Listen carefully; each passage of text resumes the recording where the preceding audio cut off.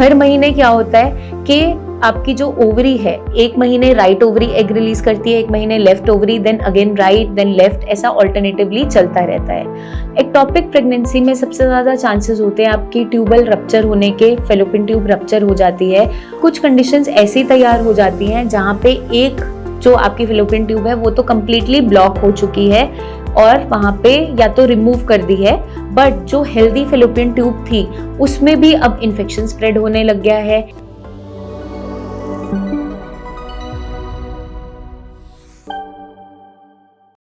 Hello everyone, मैं doctor प्रगति गुप्ता और आज इस वीडियो में हम बात करने वाले हैं क्या एक फेलोपियन ट्यूब के साथ प्रेगनेंसी पॉसिबल है, नेचुरली कंसीव करना पॉसिबल है या नहीं है। तो आइए जानते हैं इसके बारे में इस वीडियो के अंदर। अब सबसे पहले जानना जरूरी है कि फेलोपियन ट्यूब्स का रोल क्या है और ये बॉडी में क्या काम करती है। तो अगर हम फेलोपियन ट्यूब्स की बात करें तो ये फीमेल रिप्रोडक्टिव ऑर्गन का एक पार्ट है, एसेंशियल पार्ट है, जहां पर फर्टिलाइजेशन होती है। ये नंबर में 2 होती हैं, मतलब एक राइट फेलोपियन ट्यूब होती है, एक लेफ्ट होती है, जैसे कि आपकी 2 ओवरीज होती हैं। तो हर महीने क्या होता है कि आपकी जो ओवरी है, एक महीने राइट ओवरी एग रिलीज करती है, एक महीने left ovary, then again right, then left, ऐसा ऑल्टरनेटिवली चलता रहता है। तो इस दौरान अगर आपकी एक फेलोपियन ट्यूब में कोई भी ब्लॉकेज आ गई है या वो रप्चर हो गई है या किसी कारणवश हमें निकालनी पड़ गई है, तो ऐसा नहीं है कि एक फेलोपियन ट्यूब के रहते हुए आप नेचुरली कंसीव नहीं कर सकते। फेलोपियन ट्यूब ब्लॉकेज के पीछे क्या क्या कारण देखने को मिलते हैं। एक तो है आपका एक्टोपिक प्रेगनेंसी होना। अगर आपकी जो इम्प्लांटेशन है वो यूट्रस की जगह आपकी फेलोपियन ट्यूब्स के अंदर हो रही है तो उसे एक्टोपिक प्रेगनेंसी कहा जाता है।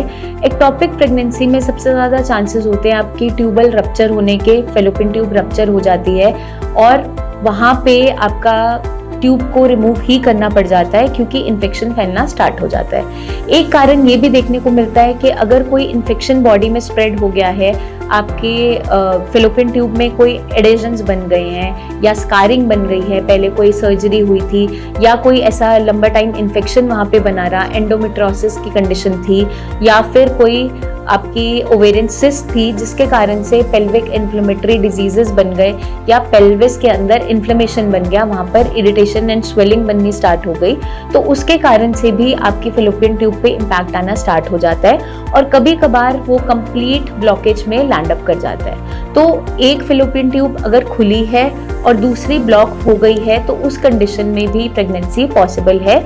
बस जरूरी ये है कि जिस भी टाइम प्रेगनेंसी हो रही है, कंसेप्शन के लिए बॉडी रेडी हो रही है, तो जो आपकी फेलोपियन ट्यूब पेटेंट है, खुली हुई है, उसी तरफ की ओवरी एग रिलीज कर रही है। मान लीजिए फॉर एग्जांपल राइट साइड की फेलोपियन ट्यूब ओपन है, लेफ्ट ब्लॉक्ड है, तो जो आपका रिलीज ऑफ एग है जब राइट ओवरी से हो रहा होगा उस फेज के दौरान आपके कंसेप्शन के चांसेस काफी ज्यादा होते हैं और कंसीव हो जाता है। तो ये जरूरी नहीं है कि एक फेलोपियन ट्यूब के साथ हम कंसीव नहीं कर सकते, बट और भी बहुत सी चीजें होना साथ में जरूरी है।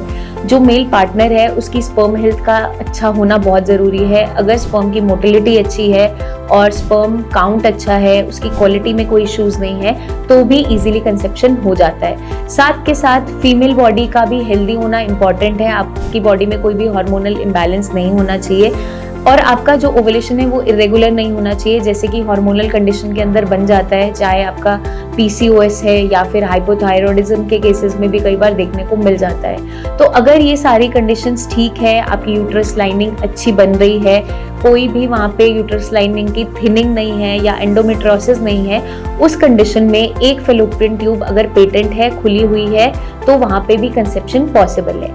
अब कुछ कंडीशंस ऐसी तैयार हो जाती हैं जहाँ पे एक जो आपकी फेलोपियन ट्यूब है वो तो कम्प्लीटली ब्लॉक हो चुकी है और वहाँ पे या तो रिमूव कर दी है, बट जो हेल्दी फेलोपियन ट्यूब थी उसमें भी अब इन्फेक्शन स्प्रेड होने लग गया है या कोई ना कोई एडेशंस बन रही हैं या स्कारिंग बन रही है, तो उस कंडीशन में फिर कंसेप्शन पॉसिबल नहीं हो पाती, वहाँ पर दिक्कत आती है। तो अगर आपको जांच करवाना है, चेक करवाना है कि आपकी फेलोपियन ट्यूब की हेल्थ कैसी है, पेटेंसी है या नहीं, उसके लिए एक टेस्ट होता है HSG, जिसके बारे में हमने पहले भी एक वीडियो में डिस्कस किया था।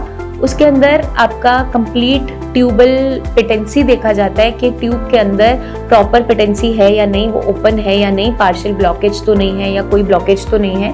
और अगर वो ठीक आता है आपकी रिपोर्ट और उसमें कोई भी ब्लॉकेज नहीं आती तो उस कंडीशन में प्रेगनेंसी होना पॉसिबल होता है। तो अपने माइंड में से ये निकाल दीजिए कि अगर एक ही फेलोपियन ट्यूब हेल्दी है तो कंसीव कभी नहीं हो पाएगा, ऐसा बिल्कुल नहीं है। आपको बस क्या ध्यान रखना है, अपनी लाइफस्टाइल को अच्छा रखना है, वेट मैनेजमेंट करते हुए चलना है और स्ट्रेस को मैनेज करते रहना है, हेल्दी लाइफस्टाइल के अंदर रहना है जिसमें आप जो अपनी डाइट ले रहे हो उसके अंदर omega 3 fatty acid enrich food items का इंटेक हम कर रहे हैं, विटामिन डी है, B12 है, जिंक है, बाकी आपके जो माइक्रो न्यूट्रिएंट्स है वो पूरी मात्रा में होने ज़रूरी है ताकि आपकी कंसेप्शन ईजी रहे और नेचुरली हम कंसीव कर सकें। फोलिक एसिड की कमी भी अगर देखने को मिल जाती है तो उस कंडीशन में भी कंसेप्शन नहीं हो पा रहा होता है। तो आपकी बॉडी का हेल्दी होना बहुत ज़रूरी है, मेंटली, फिजिकली, इमोशनली हर तरीके से एक फीमेल का हेल्दी होना बहुत ज़रूरी है, तब जाके नेचुरल कंसेप्शन हो पाती है। जल्दी हम आपसे फिर मिलेंगे, बहुत सी और इन्फॉर्मेशन शेयर करते रहेंगे। तब तक के लिए आपके माइंड में अगर कोई भी डाउट्स हैं कमेंट करके आप पूछ सकते हैं या नीचे दिए हुए नंबर्स पर हमारे टीम ऑफ डॉक्टर से कंसल्टेशन भी ले सकते हैं। अपना खास ध्यान रखिएगा एंड टेक केयर।